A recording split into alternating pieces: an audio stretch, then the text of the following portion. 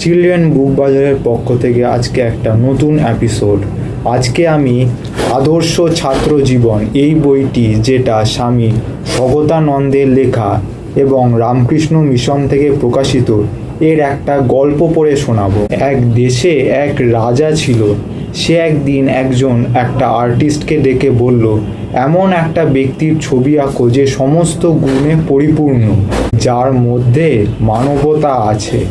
Artist অনেক খুঁজে একজন শিশুর ছবি আঁকলো এবং এর ঠিক 30 বছর পর রাজাই সেই আর্টিস্টকে বলল, এমন একজন ব্যক্তির ছবি আঁকো সে খুব খারাপ। আর্টিস্ট এবার জেলখানায় গিয়ে সব অপরাধীদের দেখতে লাগলেন। অনেক খোঁজাখুঁজির পর সেই আর্টিস্টই একজন অপরাধীর ছবি আঁকলেন। আঁকা হয়ে গেলে সেই অপরাধী আর্টিস্টকে বলল, জানেন, আজ থেকে 30 বছর আগেও এইরকম একজন আর্টিস্ট আমার ছবি এঁকেছিল। স্বামীজি তাই বলেন, জগতে সর্বত্রই সব ভালো হওয়ার কথা বলে, কিন্তু কিভাবে ভালো হবে সেটা কেউ বলে না। তার জন্য প্রকৃত শিক্ষাও দেওয়া হয় না। কেউ অপরাধী হয়ে জন্মায় না, চাই প্রকৃত শিক্ষা।